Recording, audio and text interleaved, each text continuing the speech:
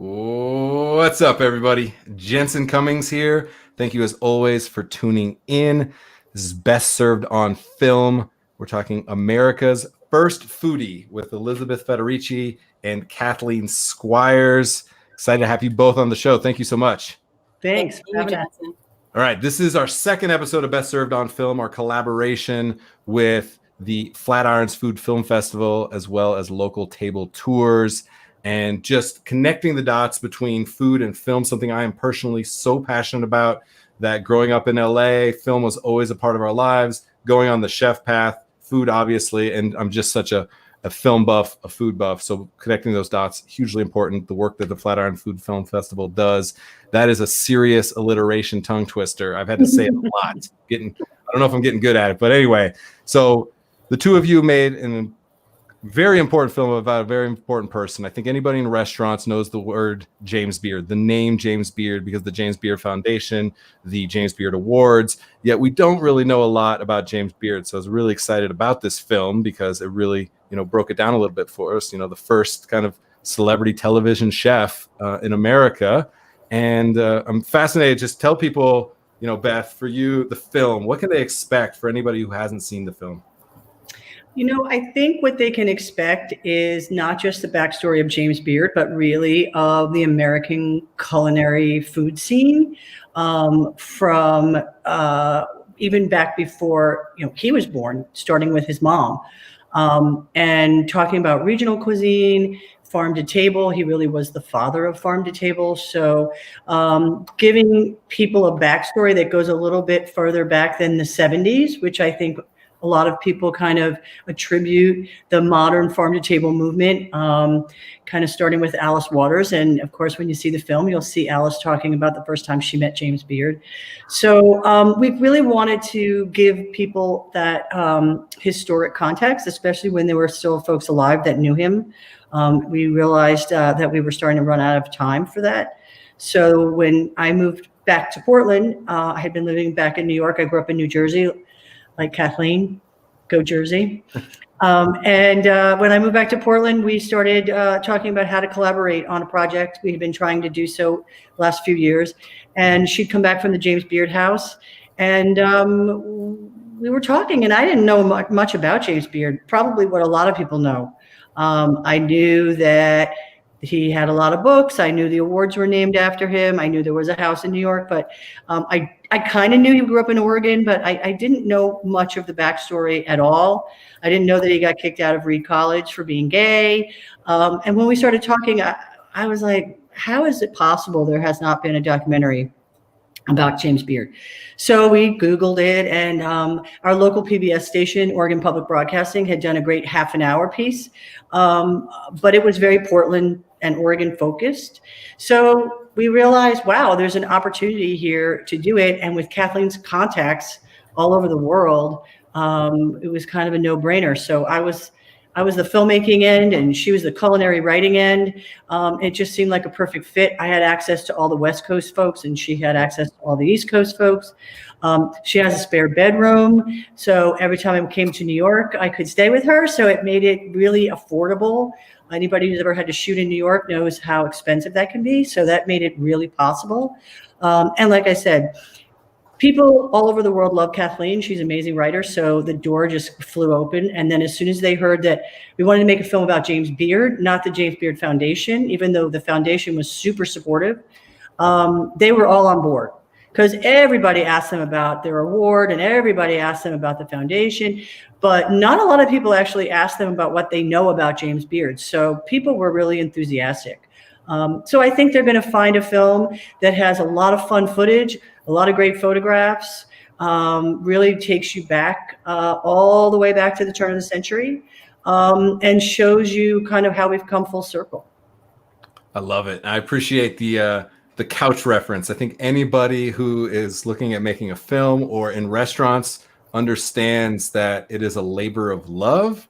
And you created a seminal work. This will be something that, I could see culinary schools are going to teach this, right? This is going to be a part of the conversation right. It's going to become a part of the lexicon, like it should be, beyond the awards, because I think the humans in hospitality are what truly matter, and that's what we focus on with this show. And you did that for somebody whose name is synonymous with excellence within hospitality, and we know nothing about them. Like, we know nothing about them. And so I think that's really important. Kathleen, take us back. So, you're starting this process. What's that like? Both, I want people who are thinking about the history of restaurants, because I think we need to spend time reflecting on that as we think about how we evolve. Guys, I'll be right back. A lot of filmmakers thinking about how they're going to take a story or a human that they want to explore and express about. Take us back to kind of the genesis of it. Yeah, well, as Beth mentioned, the historical context of James Beard's life, it was really essentially important to the film because of how he championed the American food scene. Yeah. And, it's funny, you hear so many people talk about farm to table today. Well, farm to table was just eating back then. That's the way people ate. It wasn't a trend. It wasn't a marketing term. So what we did is, so Beth and I were college buddies. She's an actual filmmaker. I'm a food writer. We had been looking for ways to join forces, and we found our subject in James Beard. So how to go about telling his story? We thought, well, first, let's get a hold of anyone we can find who knew him, who's still alive. And so we interviewed a lot of people who were very close with him, chefs, restaurateurs who worked with him, writers, his book editor. We tracked down everyone we possibly could. And then again, put it in the historical concept of what was happening in American dining in his lifetime. The bounty of Oregon, the markets, the advent of food television, of which he was the very first television chef. He wasn't particularly great at it, but television was new. No one knew how to be on television, especially a television chef during that time. He had written countless books and articles, all relating to food. He had his own catering company. So we kind of tried to wrap that all up along with his general personal life. He was an out gay man, as out as he could be during the time. And I think that was something that was important in his life, in the sense that to see how far American society has come. I mean, he actually got kicked out of college for being gay. No one can do that now, thank God. It was a different time. And when he had passed away, he had a longtime companion that wasn't mentioned in his obituary. So that was something that we touch on as well, kind of his life behind his persona and his cooking. Set the time frame for us. James Beard lived from when to when? James Beard was born in, 1900. I used to know this. Totally put you on the spot. Just like it occurred to me. Quick, Google it. I'm Googling it right now. 1903. Okay. And he died in 1985. Yeah. And roughly TV, when did that start? In the late 50s. Okay. Yeah. So I'm interested in that. Now take the writer, more the anthropological view of it. Mm-hmm. Right? We've seen television has had a massive impact on the restaurant industry. Lots of positives, lots of contorted negatives, things like that. Mm-hmm. So reflecting on kind of what the message that James Beard was getting across, maybe give us some of, you see us continuing to resonate with what James Beard was putting out there as celebrating American food, and some of the places that we maybe need to pivot back towards what James Beard was saying. But what are a couple of things you see in contemporary media from the culinary community that you really think that James Beard would admire? Yeah. What's really interesting is that you said you're kind of like pivoting back because James Beard was at that first dawning of the celebrity chef, the chef on TV, and promoting chefs and making chefs kind of household names. And then chefs started getting into endorsing products, and they became a brand beyond just a person. And then you had people like Julia Child and Wolfgang Puck, and who were really exploding as personalities. I think what you're finding today, and then if you look at the advent of food television, it started with straight cooking shows. You had someone teaching you how to cook in the same way that Julia Child and Jacques Pepin did. Mm-hmm. But then it started to creep into this era of where cooking became a competitive sport and a game show. And so that was a big turn. And then also the kind of the chef as the rock star era. It was beyond even just cooking. They became famous people. So I think there's been a giant reckoning in the restaurant industry and the food industry in general in so many ways. And now I think that we're getting back to learning how to cook and the importance of food. And food's not about a rock star celebrity chef. It's not about the personality of the chef. It's about the food and the bounty of where you're having it. And there's so many levels to the food world today that people, I think back in James Beard's day, didn't really explore. I think James Beard would be so proud at how so many food writers today are exploring the food universe on different levels, whether it be political, from a political standpoint, farming, immigration, all of those different ways that are making our food world turn round. Yeah, I think we just went through an adolescence. You know, like you have to break everything when you're an adolescent. You have to figure it out. And we did that. You know, we did it on center stage. And I've been guilty of every contorted way of like letting it go to your head. Absolutely.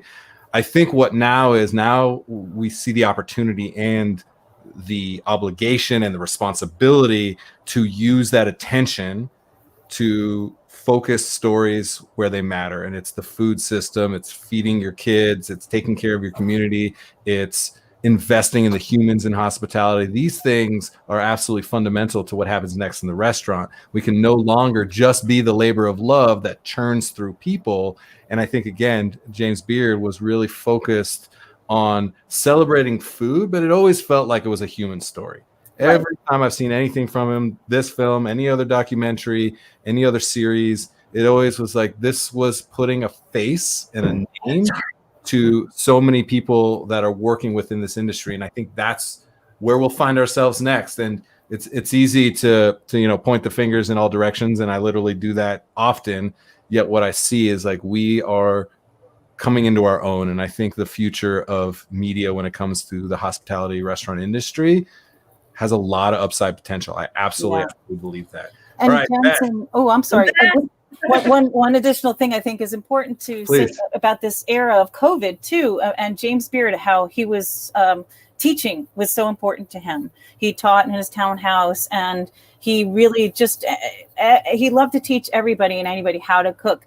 Now look at us in this Zoom era of COVID. How many people are learning via video or going back to the old cookbooks and teaching themselves how to cook? As you know, in pandemic, learning how to provide for yourself is increasingly important. Yep. Yes. Yeast. People all of a sudden, there's shortages of dried yeast and flour, and all of a sudden we're like exploring these things.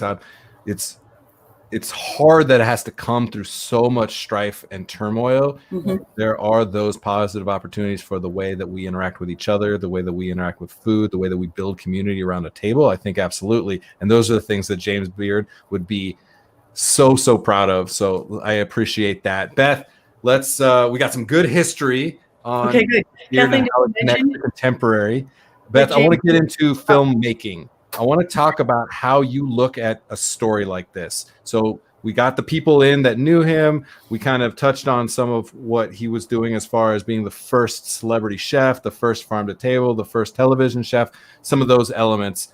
How do you capture that? And the reason that I ask is both, I know there are filmmakers that are going to be watching this. I also know that the storytelling that restaurants need to do needs to become more dynamic than ever, because there's so much competition, so much white noise, so much everybody can commoditize the food. So it's got to be the humans in the story that really shines.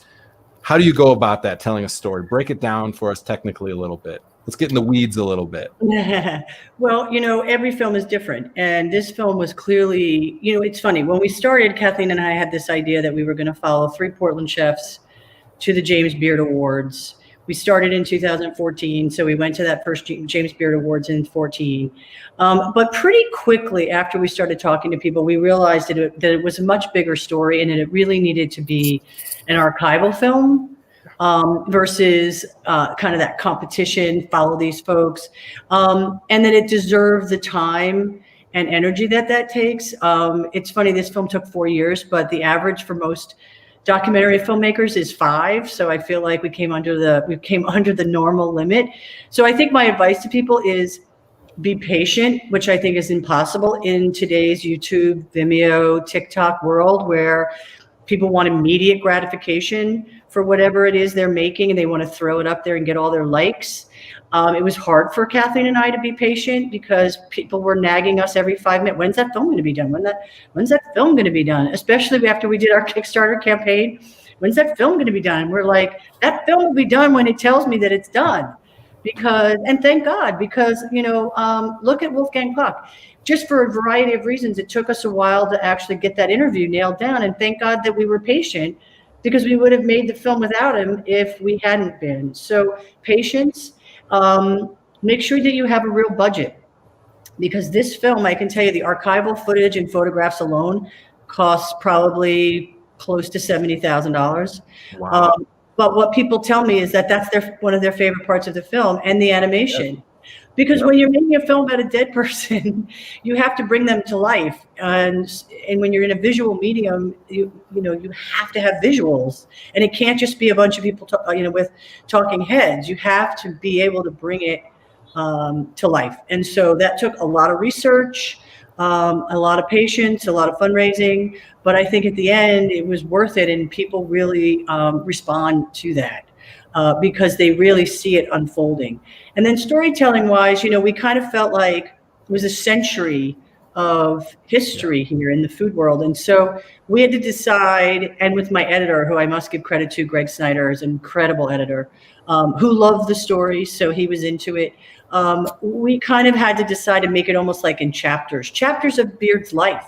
Growing up in Portland, and as the early cooking classes, and then the writer, and then the column, and the TV, because that just seemed, instead of doing it chronologically, it made more sense to do it in mini films. And then within each mini film, you had its own chronology.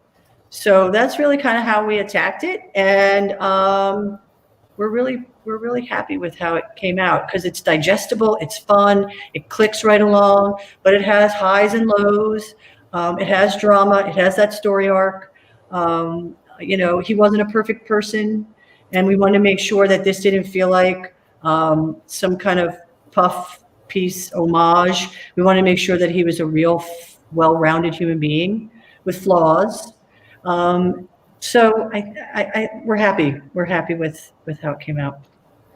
When you're thinking about, Kathleen got a little opportunity to think contemporary about what's happening in restaurants.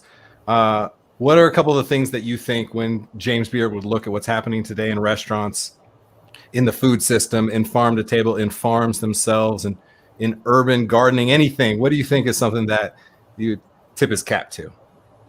Well, I think he would be a huge social media fan because the man didn't like to sleep, and he was on the phone, constantly. So he would have been, let's just say he would have been a serious tweeter, I think.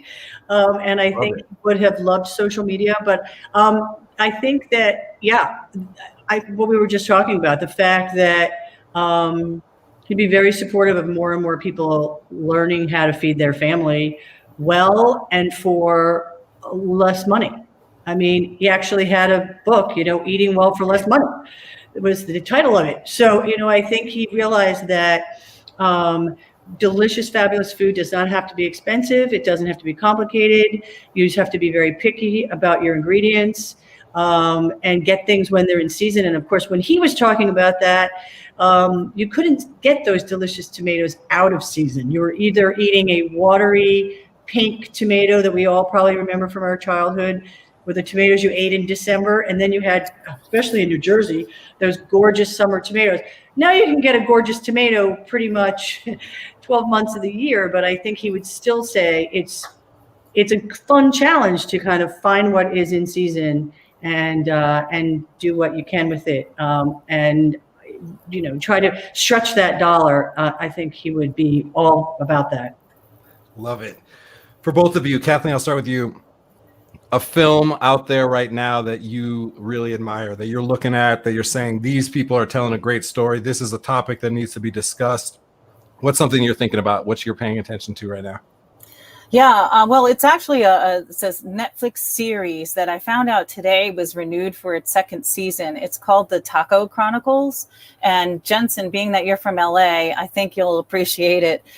It tells the stories of the taquerias, the type of taco, the evolution of the dishes, but also tells the stories of the communities behind the taquerias. It's really fascinating, and I believe they won a James Beard Award. They did for their first season. So I'm really excited it's coming back for a second season on Netflix. So keep an eye out for that. The Taco Chronicles. For you, Beth? Food related or just in general? Yeah, food related. Let's stay with the food film. I'm trying to think. I have to say I've always been a fan. This is radio. I'm old school sometimes, of The Splendid Table. But I really love what Francis Lam has been doing as kind of the new series host. So if people, haven't listened to that, and I'm sure that they have a web version of it as well, The Splendid Table is always a really fun thing to listen to.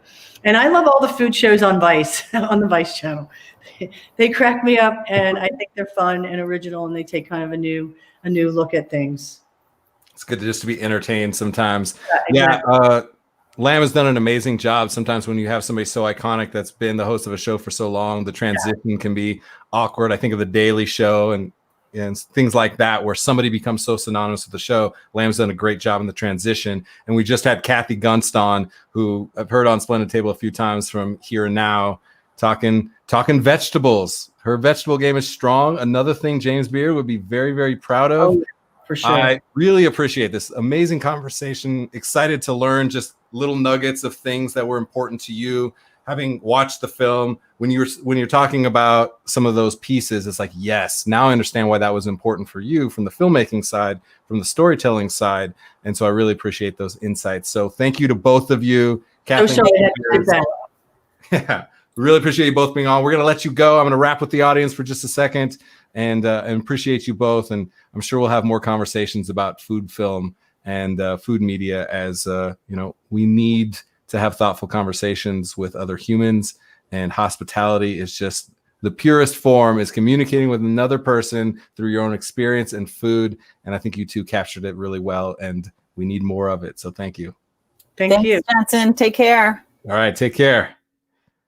All right. Yes.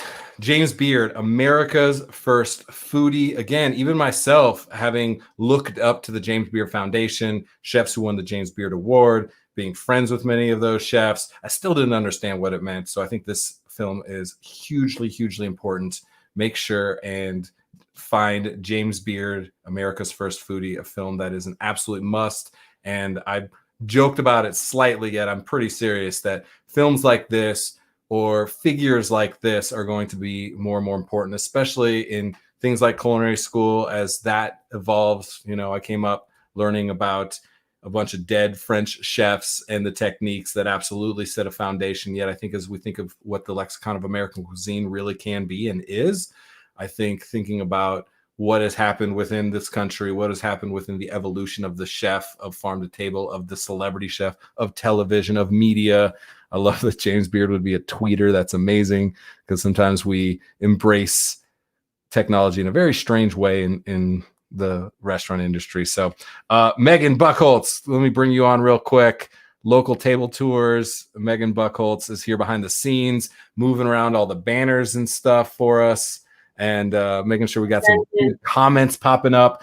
I mean, this is an amazing film. And again, like, the humans behind good works, whatever that may be, are just the best. And I really love hearing from them, because, we see what's on screen, how it gets to the screen, sleeping on a couch to make it happen. Like, that stuff matters.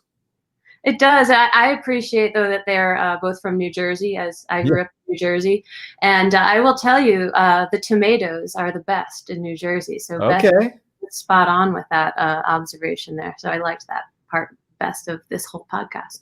Excellent. All right. Well, we want to give some more shout outs to the Flatirons Food Film Festival. This channel, right, Best Served on Film, is a 4-part series. Started last week. So check out the Facebook and YouTube pages of both Best Served podcasts, as well as Flatirons Food Film Festival.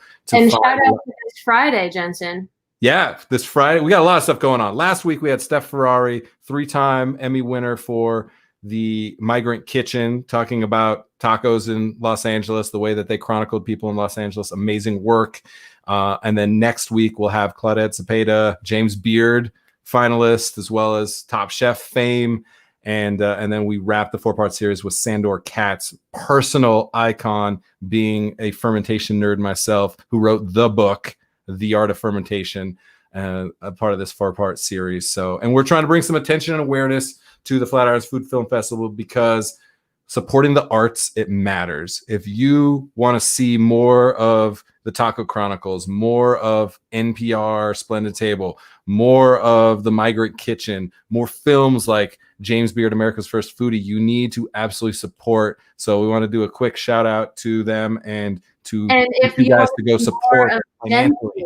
We want to see more of Jensen this Friday at 6:30. He will be interviewing people for Trattoria, right? We want to see more of you. Yes, I've been working on Trattoria. Like I've been working on I'm gonna try and make a fool of myself. Trattoria, a really cool drama film, not a documentary, and we'll have comedy. Excuse me, yes. No, A comedy in the kitchen is still drama. It still gives me anxiety. It's a word. It's a dramedy. It's a portmanteau. You put 2 words together: your drama and your comedy. Dramedy. Nice. All right. So this Friday, I'm the MC for the Flatirons Food Film Festival, and you're the interviewer.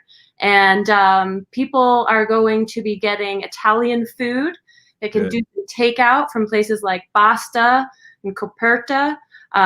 They can cook at home. I'll be cooking at home. Are you doing takeout? I'm doing takeout. Okay. You did that last time. I want to support those restaurants. Coperta, amazing. Both Aileen and Paul Riley, who are the brother, sister, owner, operator, chef of that group, have been on the show and big fans of them, and just amazing food. Yeah. For sure. Those Roman style pizzas get me all day. So I'm a big fan of their work. So yeah, definitely come check us out. Where can they find us? All right. It's right here. So they can go and get $10 tickets to join in, and we kind of do this virtual, we all watch the movie together, eat at home together. Then we have a talk afterwards, which you'll be facilitating, which is always fun.